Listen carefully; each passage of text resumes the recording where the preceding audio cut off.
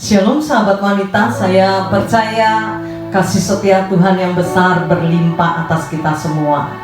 Kita ada sampai hari ini semua karena Tuhan. Saya percaya Dia menolong kita, Dia menjagai kita, melindungi kita, dan memberkati kita. Mari naikkan syukur kita kepada Tuhan, sebab kasih setia Tuhan yang besar atas kita. Haleluya.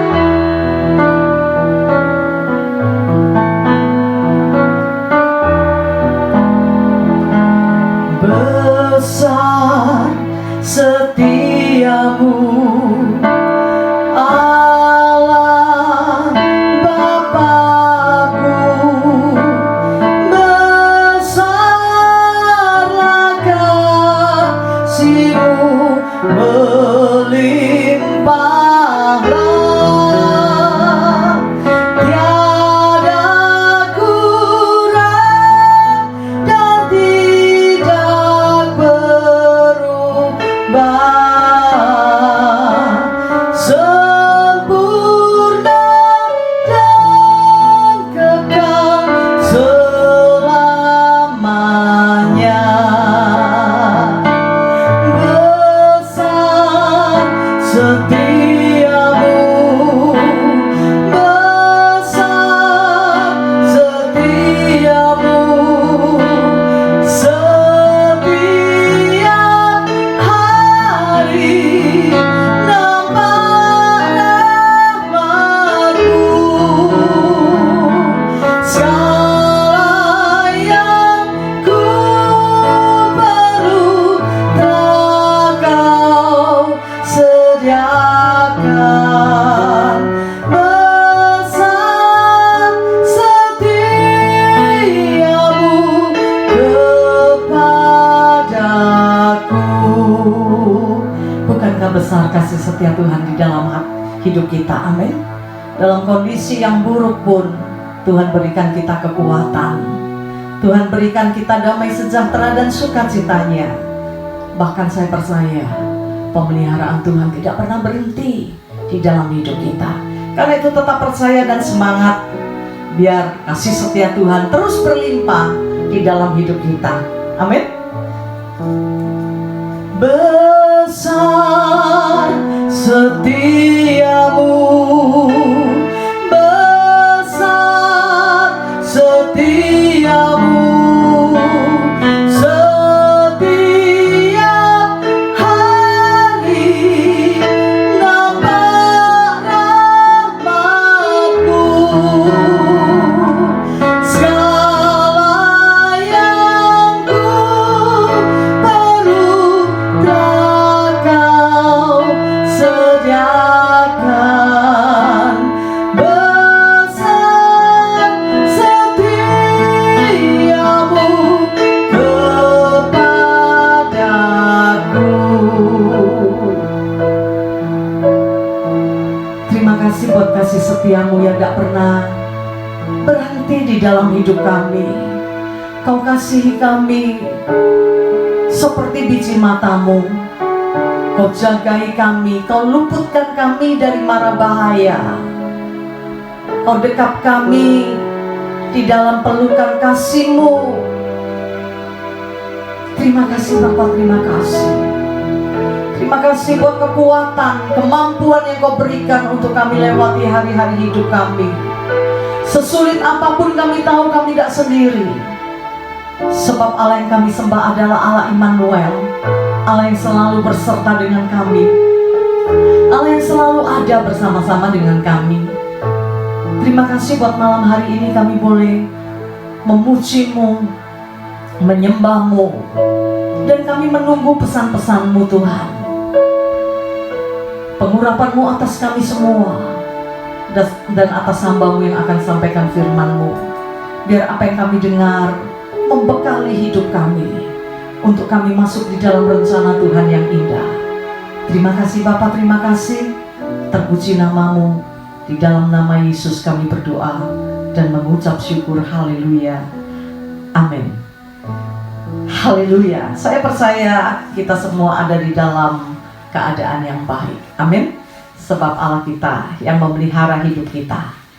Malam hari ini saya akan bagikan tentang menyimpan dalam hati. Kita akan belajar dari Maria Ibu Yesus. Satu teladan yang saya temukan di dalam hidup beliau luar biasa sekali ya. Rupanya Maria ini seorang yang baik ya. Dia orangnya tidak gampang ngomong, tidak gampang marah, tidak gampang panik. Tetapi kalaupun dia tidak mengerti, dia menyimpan segala sesuatu itu di dalam hatinya. Lukas pasal 2 ayat yang ke-51 dilatar belakangi dengan kisah ketika mereka, keluarga Maria ini, Maria, Yusuf dan Yesus pergi ke Yerusalem, karena itu dilakukan setiap tahunnya. Saya rasa kita lihat dan baca bersama-sama saja Lukas pasal 2 ayat yang ke-41 sampai 52.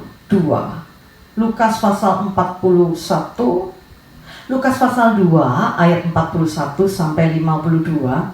Kita akan baca bergantian. Saya akan baca ayat yang ganjil, sahabat wanita baca ayat yang genap. Perikop ini berjudul Yesus pada umur 12 tahun dalam bait Allah.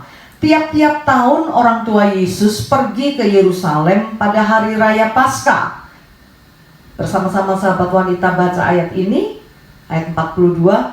Ketika Yesus telah berumur 12 tahun, pergilah mereka ke Yerusalem seperti yang lazim pada hari raya itu. Sehabis hari-hari perayaan itu, ketika mereka berjalan pulang, tinggallah Yesus di Yerusalem tanpa diketahui orang tuanya, karena mereka menyangka bahwa ia ada di antara orang-orang seperjalanan mereka. Berjalanlah mereka sehari perjalanan jauhnya, lalu mencari dia di antara kaum keluarga dan kenalan mereka. Karena mereka tidak menemukan dia, kembalilah mereka ke Yerusalem sambil terus mencari dia. Sesudah 3 hari, mereka menemukan dia dalam bait Allah. Ia sedang duduk di tengah-tengah alim ulama, sambil mendengarkan mereka dan mengajukan pertanyaan-pertanyaan kepada mereka. Dan semua orang yang mendengar dia sangat heran akan kecerdasannya dan segala jawab yang diberikannya. Dan ketika orang tuanya melihat dia, tercenganglah mereka. Lalu kata ibunya kepadanya, "Nak, mengapakah engkau berbuat demikian terhadap kami? Bapamu dan aku dengan cemas mencari engkau." Jawabnya kepada mereka, "Mengapa kamu mencari aku? Tidakkah kamu tahu bahwa aku harus berada di dalam rumah Bapakku?" Tetapi mereka tidak mengerti apa yang dikatakannya kepada mereka. Lalu ia pulang bersama-sama mereka ke Nazaret, dan ia tetap hidup dalam asuhan mereka. Dan ibunya menyimpan semua perkara itu di dalam hatinya. Dan Yesus makin bertambah besar dan bertambah hikmatnya dan besarnya, dan makin dikasihi oleh Allah dan manusia. Kita akan pelajari sesuatu dari kitab dari perikop ini. Yang pertama dikatakan tiap-tiap tahun orang tua Yesus pergi ke Yerusalem pada hari raya Paskah. Ya, mengajak Yesus dan anak-anak yang lain. Dan yang pasti apa yang bisa kita pelajari dari apa yang dilakukan oleh orang tua Yesus ini, sahabat wanita, kita punya kewajiban, kita punya tugas membimbing anak-anak kita datang kepada Tuhan. Kita harus bawa anak-anak kita kepada Tuhan. Amin. Ada banyak orang berpikir tidak perlu, nanti kalau dia sudah dewasa, sudah besar, nanti dia bisa ke gereja sendiri. Jadi nggak perlu diajak-ajak ketika kecil. Ini keliru sekali, begitu ya. Kita harus bawa sedini mungkin, bawa anak-anak kita kepada Tuhan. Nanti kalau sudah besar, lebih sulit lagi, begitu ya.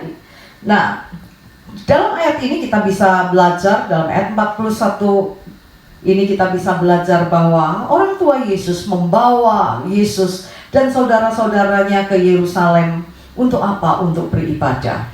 Nah, ayat ke-42 dikatakan ketika itu umur Yesus 12 tahun. Dan itu mereka sudah lakukan tahun demi tahun. Setiap tahun ya mereka pergi ke Yerusalem untuk memperingati Paskah. Nah, suatu hari ketika mereka pergi dan sesudah mereka beribadah, keluarga Maria dan juga keluarga-keluarga yang lain mereka kembali ke kotanya, kembali ke Nazaret. Jadi dari Nazaret mereka ke Yerusalem. Tapi apa yang terjadi? Yang terjadi adalah Tuhan Yesus tidak ada bersama mereka. Nah, awalnya Maria pikir pasti dia bersama dengan kerabat-kerabat yang lain, tapi ternyata Yesus tidak ada. Nah, mereka kebingungan dan akhirnya mereka mencari Yesus. Waktu itu mereka sudah berjalan 1 hari lamanya. Dan akhirnya mereka mencari Yesus dan tidak menemukan Yesus dan mereka kembali ke Yerusalem. Setelah 3 hari di ayat yang ke-36, sesudah 3 hari mereka menemukan dia dalam bait Allah. Ia sedang duduk di tengah-tengah alim ulama sambil mendengarkan mereka dan mengajukan pertanyaan-pertanyaan kepada mereka. Nah, hari itu setelah 3 hari mereka mencari, akhirnya mereka mendapatkan Tuhan. Saya bisa bayangkan ya betapa paniknya kita kalau anak kita hilang ya. Nah, kita pasti panik, kita pasti bingung gitu ya, pasti berpikiran negatif. Dan ketika kita menemukan anak kita, saya yakin kita tidak cuma seneng, kita tidak cuma gembira, kita tidak cuma sukacita, tapi kita juga kesel dan marah begitu ya. Ya ampun, dicari-cari. Lah ternyata ada di sini begitu ya. Nah, saya yakin kalau itu terjadi pada diri kita, maka kita akan marah ya.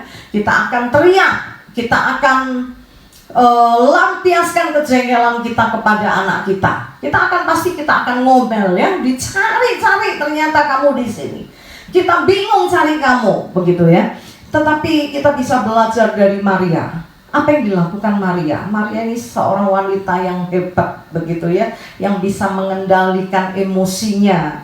Ketika dia berjumpa dengan anaknya di bait Allah itu, dia bertanya kepada anaknya di ayat yang ke-48. Jadi dia tidak marah-marah begitu ya, dia tidak emosi, dia tidak pukul anaknya. Kita kalau marah, jengkel bisa pukul anak ya. Memang firman Tuhan mengajarkan kepada kita boleh pakai rotan. Tapi seringkali kita pakai rotan untuk melampiaskan emosi kita, untuk melampiaskan kemarahan kita. Mari kita belajar dari Maria, dia tidak emosi. Dia berkata kepada Yesus, "Nak, mengapakah engkau berbuat demikian terhadap kami?" Dia bisa ngomong dengan lemah lembut, bisa panggil anaknya dengan panggilan anak begitu ya. Kalau kita mungkin tanduknya udah keluar, marah tingkat dewa. Tetapi di sini Maria tidak seperti itu. Maria berkata, "Kenapa kamu berlaku demikian? Bapamu dan aku cemas mencarimu." Jawabnya kepada mereka, nah kalau kita bayangkan ya, kalau saya baca Alkitab ini, saya bayangkan, saya imajinasikan ya, saya ketemu anak saya yang saya cari berhari-hari, lalu saya tanya, "Kenapa kamu begitu?" Lalu ayat 49 jawabnya kepada mereka, "Mengapa engkau mencari aku?" Kalau saya pasti sudah marah, "Gondolmu, ndak cari gimana? Oh, anak hilang kok, ndak dicari." Kamu kalau ngomong yang benar, mungkin kita bisa pukul anak kita gitu ya, mulutnya bisa diselentik enak gitu ya. "Kenapa cari aku? Kalau anak hilang kok ndak dicari gimana? Pulang terlambat pulang saja kita gelisah, kita bingung." Ya, saya selalu wanti-wanti kepada anak saya dulu waktu dia masih sekolah. Ya, kalau pulang rumah dulu, ya, pulang rumah dulu. Makan, mandi, kalau mau pergi silahkan begitu ya. Tapi kalaupun ada sesuatu yang urgent, tidak apa-apa, tapi kasih tahu orang tua. Tapi namanya anak ya, seringkali tidak kasih tahu. Nah, saya berkata sama dia, "Kamu ini belum pernah jadi orang tua ya, makanya seenaknya gitu. Kamu tahu, Mami pikirin kamu kayak apa. Pasti yang ada di otak mami ketika kamu pulang telat itu, mami berpikir jangan-jangan bannya kembos. Punya uang enggak ya? Nanti bannya kembos enggak punya uang terus gimana ya? Saya selalu katakan itu. Ayo, ngerti perasaan mami. Kalau kamu pulang terlambat, pasti mami ini gelisah, mami bingung. Nanti kamu baru tahu kalau kamu punya anak. Ya pasti dia enggak bisa mengerti karena dia belum pernah punya anak. Ya, nah itu yang kita lakukan. Tapi Maria ini luar biasa ya. Ketika dia menjawab Yesus, ketika dia mendengar jawaban dari Yesus, dia tidak marah, saudara. Tidak kayak kita ya. Kalau kita udah panik, udah capek cari, apalagi 3 hari untuk cari gitu ya. Kalau saya udah teriak dari pintu, lihat begitu saya sudah teriak, ya ampun yo, ya ampun, ya ampun, gitu ya. 3 hari mami cari kamu, dasar nakal gitu ya. Tapi Ibu Yesus dengan lembut dia bertanya kepada anaknya, dan ketika mendengar jawaban anaknya dia tidak marah. Tapi apa yang Tuhan Yesus lakukan? Tetapi mereka tidak mengerti apa yang dikatakannya kepada mereka. Lalu ia pulang. Minggu lalu kita belajar ya, Yesus ini taat kepada orang tuanya. Walaupun dia harus ada di rumah bapaknya, tetapi ketika orang tuanya menjemput dia, Maria dan Yusuf, dia pulang, saudara. Dan ia tetap hidup dalam asuhan mereka. Dan ibunya menyimpan semua perkara itu di dalam hatinya. Ini yang mau saya bahas, saudara. Ketika kita tidak mengerti apa yang dilakukan oleh anak kita, saya yakin kita gak diem kayak Maria, simpan dalam hati, tetapi kita marah. Kita akan cecar anak kita dengan pertanyaan-pertanyaan sampai kita ngerti kenapa dia lakukan itu. Tetapi dari kisah ini kita bisa belajar menjadi ibu yang bijaksana, menjadi orang tua yang bisa mengerti anak. Ya, sulit sekali. Saya rasa sulit sekali ketika anak kita melakukan sesuatu yang kita tidak mengerti. Sulit sekali untuk kita simpan dalam hati, diem dulu. Walaupun nanti pada akhirnya kita boleh bertanya, tapi tidak langsung. Kenapa? Turunin tensi dulu ya. Biasanya kalau ada seperti itu, ada sesuatu tragedi begitu, maka saya yakin tensi kita pasti naik. Nah, kalau saya tunggu dulu gitu ya, sampai adem gitu ya, kepalanya adem, hatinya adem, baru berkomunikasi. Nah, menyimpan di dalam hati ini harus kita lakukan sebagai orang tua. Banyak kali kita tidak bisa lakukan ini, begitu ya. Bahkan ketika anak kita belum ngomong, kita sudah nyerocos. Kita pikir seperti apa yang ada di otak kita, tanpa kita bisa memahami keadaannya, mengerti kenapa dia lakukan itu, kita langsung marah-marah. Lewat kisah ini, saya sudah saksi ya. Tapi saya ingin katakan lagi, saya belajar untuk tidak gampang ngomong. Belajar menyimpan di dalam hati apa yang saya tidak ngerti. Nah, di bulan ini suami saya ulang tahun. Nah, biasanya anak saya selalu titip kado ya. Karena dia akan ada di Sydney. Kalau ada yang pulang dia titipin dulu. Nanti menjelang hari ulang tahun papanya, dia minta temennya kirimkan begitu ya, seperti tahun lalu.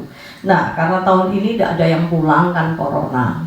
Saya pikir anak saya nggak kasih kado ya. Tapi suatu hari dia bilang sama saya, Mami, nanti tanggal 12 ada orang kirim kue. Lalu saya nanya, kamu beli kue ulang tahun buat papi tak? Dia bilang iya. Nah, jujur di dalam hati ini, saya ini tidak bisa terima dengan apa yang anak saya lakukan. Karena saya pikir, ini anak gak ngerti ya, konek bapak iki diabetes. Kok dipesenin kue ulang tahun? Nanti siapa yang makan? Begitu ya. Saya pikir ya paling kalau tidak dipesenin dapur coklat atau Harvest atau lainnya, gitu ya, lah kan nggak bisa makan papanya. Tapi saya belajar ya dari Maria ini. Kalau saya nggak baca kisah ini, mungkin saya sudah marah dan rocos. dan anak saya mungkin sakit hati begitu ya. Saya belajar untuk simpan itu di dalam hati. Saya nggak ngerti kenapa anak saya belikan kue. Apa dia nggak mikir begitu ya, sampai hari H. Nah, pagi hari ada orang antar kue. Dan setelah saya buka, saya kaget. Ternyata bukan kue tar ya, ternyata puding. Lalu saya bermaksud mau kasih tahu anak saya kalau kirimannya udah datang. Nah, waktu saya mau balas, mau WA anak saya kaget. Ternyata anak saya dia udah chatting. Dia bilang, "Mi, itu puding sugar free. Jadi papi bisa makan puding itu." Hiskia nggak belikan kue kan, papi diabetes ya. Jadi Hiskia beliin puding supaya papi bisa makan. Dan Hiskia beli puding buah begitu ya, dan papi suka banget. Saya waktu saya baca WA itu saya malu ya, dan tapi saya di sisi yang lain saya bersyukur. Puji Tuhan, waktu anak saya kasih tahu kalau dia beliin kue ulang tahun buat papanya, saya nggak marah. Saya tidak bisa bayangin kalau waktu itu saya marah, saya maki-maki anak saya, "Arek kok gak iso mikir, wong bapake diabetes kok ditukokno sing legi-legi. Memang mau bunuh papamu apa?" begitu ya. Maunya sih seperti itu. Jujur saya katakan waktu itu bergejolak emosi saya. Tapi kisah ini mengajarkan kepada saya untuk tidak gampang ngomong. Tunggu waktunya begitu ya. Jadi saya tunggu tanggal 12 ya. Nah, ketika waktunya tiba, ternyata anak saya dia pikirkan yang terbaik untuk orang tuanya. Sahabat wanita yang dikasih Tuhan, seringkali kita nggak bisa ngerti ya apa yang dilakukan oleh anak-anak. Tapi mari kita belajar menjadi orang tua yang bijaksana. Kalau belum ngerti, nggak usah nyerocos saudara, nggak usah emosi ya. Dengar dulu. Firman Tuhan berkata, mendengar itu lebih baik daripada mempersembahkan korban. Bahkan kitab Yakobus dikatakan, Yakobus pasal yang pertama, kita lihat ayat ini ya. Yakobus pasal yang pertama, ayat yang ke-19. Firman Tuhan berkata, "Hai saudara-saudara yang kukasihi, ingatlah hal ini." Apa yang harus kita ingat? Kita baca bersama-sama. 1, 2, 3. Setiap orang hendaklah cepat untuk mendengar. Firman Tuhan berkata supaya kita mengingat hal ini. Mengingat bahwa kita harus cepat mendengar. Mendengar ini sulit ya, apalagi yang kita dengar anak kita. Kita biasanya tidak telaten. Nah, seringkali sampai anak bilang, bentar tuh, dengar dulu. Oh, kita keburu emosi begitu ya. Kita keburu marah, kita pikir yang negatif tentang anak kita. Tapi malam hari ini firman Tuhan mengingatkan kepada kita supaya kita mengingat ini. Apa itu? Cepat untuk mendengar. Ayat selanjutnya kita baca bersama-sama. 1, 2, 3. Tetapi lambat untuk berkata-kata dan juga lambat untuk marah. Nah, biasanya kita cepat untuk marah, cepat untuk ngomel, tetapi lambat untuk mendengar. Jangan dibalik. Kita harus cepat untuk mendengar, lambat berkata-kata, lambat untuk marah. Ya, saya pikir orang yang baik pun pasti pernah marah ya. Memang marah tidak dosa, tetapi memalukan. Kalau kita belum tahu persis ya, terus kita marah, saya nggak bisa bayangin ya. Kalau waktu itu saya marah ternyata dipesenin puding, betapa malunya saya. Dan yang pasti hubungan pasti jadi tidak baik ya, pasti dia kecewa. Udah bela-belain, cari info ya, puding yang sugar free, yang enak di mana. Udah dipesenin, dimarah-marah begitu ya. Saya bersyukur Tuhan itu luar biasa. Firman Tuhan berkata, firman Tuhan itu pelita bagi kaki kita dan terang bagi jalan kita, menuntun kita di dalam kita lalui hari-hari kita. Sebetulnya ini bukan kisah pertama yang dilakukan oleh Maria. Kalau kita lihat Lukas pasal yang kedua, naik begitu ya. Ini kisah yang kedua, Lukas pasal kedua ayat 51. Nah, dalam Lukas pasal yang kedua, Maria melakukan hal yang sama. Ketika dia tidak ngerti apa yang diceritakan oleh para gembala ini, dia tidak ngomong, kalian ini bohong kali ya, kalian ini ngomong apa? Tapi Maria kembali melakukan seperti yang dia lakukan terhadap anaknya ya. Ketika dia tidak ngerti, dia simpan di dalam hatinya. Nah, Lukas pasal 2, kisah ini dilatar belakangi oleh peristiwa di mana seorang malaikat mendatangi para gembala. Pada waktu itu para gembala sedang menggembalakan dombanya di padang ya. Di ayat yang ke-8 dari pasal yang kedua kitab Lukas dikatakan, di daerah itu ada gembala-gembala yang tinggal di padang menjaga kawanan ternak mereka pada waktu malam. Tiba-tiba berdirilah seorang malaikat Tuhan di dekat mereka, dan kemuliaan Tuhan bersinar meliputi mereka, dan mereka sangat ketakutan. Lalu kata malaikat itu kepada mereka, jangan takut, sebab sesungguhnya aku memberitakan kepadamu kesukaan besar untuk seluruh bangsa. Hari ini telah lahir bagimu Juru Selamat, yaitu Kristus Tuhan di kota Daud. Dan inilah tandanya bagimu, kamu akan menjumpai seorang bayi dibungkus dengan lampin dan terbaring di dalam palungan. Dan tiba-tiba nampaklah bersama-sama dengan malaikat itu sejumlah besar bala tentara surga yang memuji Allah, katanya, kemuliaan bagi Allah di tempat yang maha tinggi, dan damai sejahtera di bumi di antara manusia yang berkenan kepadanya. Setelah malaikat-malaikat itu meninggalkan mereka dan kembali ke surga, gembala-gembala itu berkata seorang kepada yang lain, marilah kita pergi ke Bethlehem untuk melihat apa yang terjadi di sana, seperti yang diberitahukan Tuhan kepada kita. Lalu mereka cepat-cepat berangkat dan menjumpai Maria dan Yusuf dan bayi itu yang sedang berbaring dalam palungan. Dan ketika mereka melihatnya, mereka memberitahukan apa yang telah dikatakan kepada mereka tentang anak itu.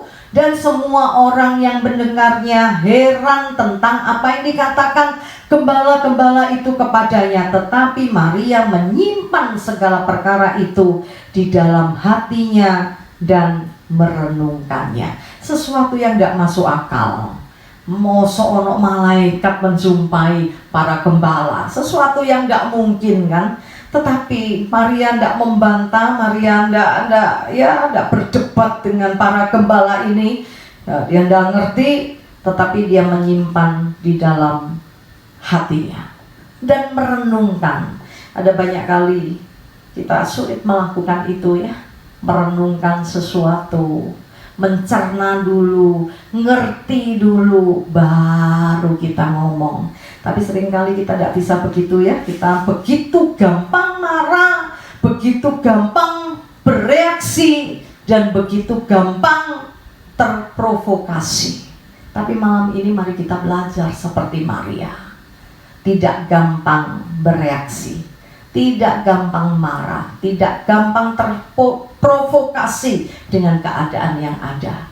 Tetapi kita menyimpan di dalam hati dan merenungkannya. Mari kita berdoa. Malam hari ini biar kita minta kepada Tuhan hati yang bijaksana, supaya hubungan kita dengan anak-anak kita tetap terpelihara baik, supaya kita tidak lukai hati dan perasaan anak-anak kita. Saya yakin ada banyak hal yang membuat anak-anak kita bisa terluka dan kecewa kepada kita. Karena itu malam hari ini, biar ini menjadi doa kita. Kita memiliki hati yang bijaksana seperti Maria, yang gak gampang ngomong, gak gampang bereaksi, gak gampang marah, tetapi mau menyimpan di dalam hati, merenungkan, memikirkan lagi, begitu ya, baru melakukan sesuatu.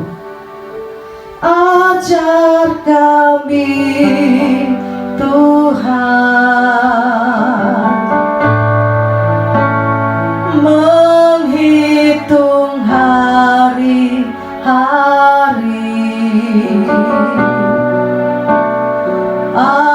agar kami beroleh hati bijaksana.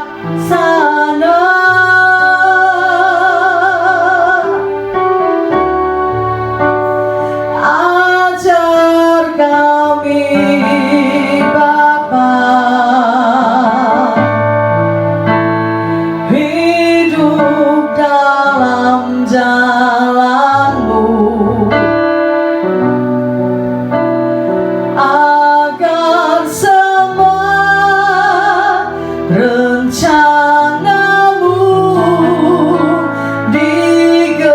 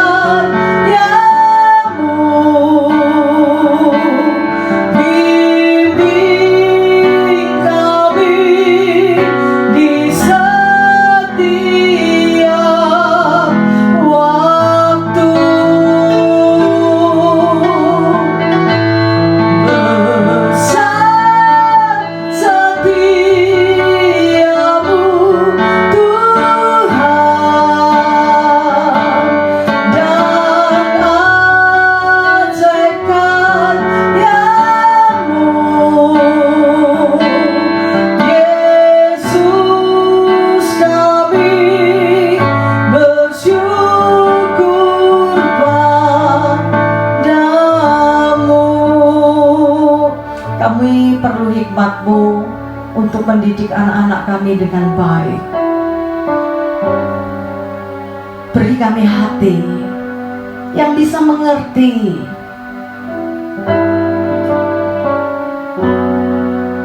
Beri kami hati yang bijaksana, Tuhan,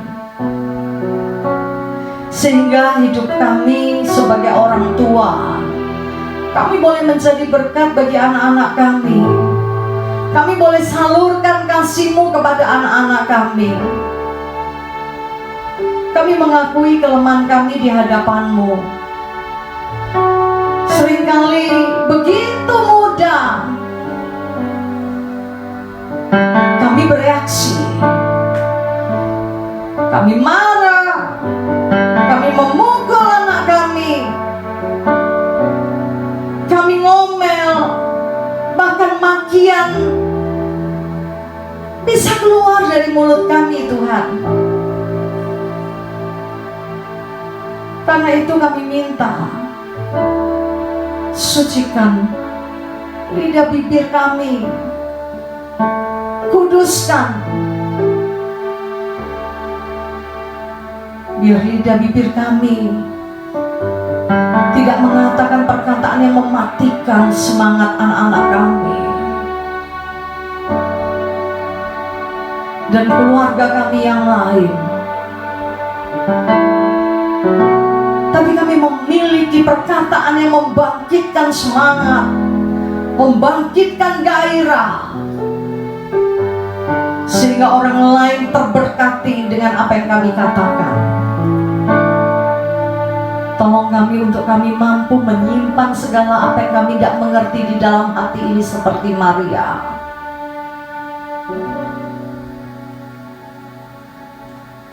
Dan kami sungguh percaya Engkau Allah yang merancangkan semua yang baik di dalam hidup kami dan keluarga kami. Anak-anak kami akan menjadi orang yang perkasa di bumi ini. Mereka akan diberkati berlimpah-limpah dengan segala kelimpahan seperti janji firman-Mu di dalam Efesus 6 ayat 1. Semua anak-anak kami akan berkelimpahan di dalam segala sesuatu, dan mereka akan hidup baik di mana Tuhan tempatkan mereka. Mereka yang ada bersama dengan kami, Tuhan memberkati. Mereka yang jauh dari kami percaya Tuhan sudah menolong anak-anak kami, menjagai mereka dan memberkati mereka dimanapun mereka berada. Terima kasih buat keluarga yang terbaik yang Tuhan berikan kepada kami. Kami sungguh bersyukur buat anak-anak yang Tuhan berikan. Seperti firman-Mu berkata, buah kandungan adalah upah. Terima kasih untuk upah yang Kau berikan kepada kami. Kami memiliki anak-anak yang baik. Kami memiliki keluarga yang baik. Terima kasih kami boleh menjadi wanita yang bijaksana, yang gak gampang berkata-kata, tetapi yang cepat mendengar, tetapi lambat untuk marah dan lambat untuk berkata-kata. Meteraikan firman-Mu dalam hati kami, dan biar kami hidup di dalamnya, dan kami lihat kemuliaan Tuhan. Terima kasih Bapak, terima kasih. Sebelum kami selesaikan ibadah kami angkat tangan ke surga. Yang terbaik dari Tuhan akan kami terima. Kiranya Engkau memberkati aku berlimpah-limpah, dan memperluas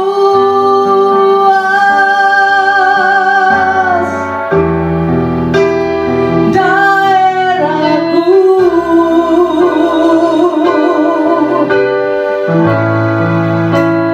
dan kiranya tangan-Mu menyertai aku dan melindungi aku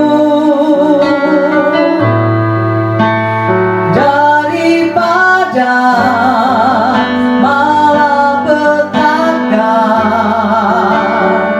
sehingga kesakitan tidak menimpa aku. Kami angkat tangan ke surga.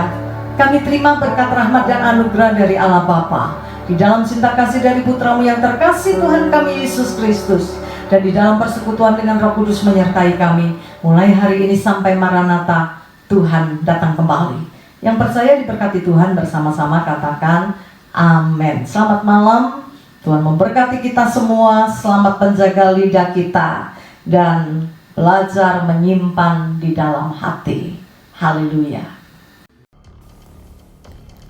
Bagi sahabat wanita yang membutuhkan doa dan konseling, bisa menghubungi Pastor Elizabeth Low di nomor WhatsApp 0812 310 11 000. Terima kasih, Tuhan Yesus memberkati.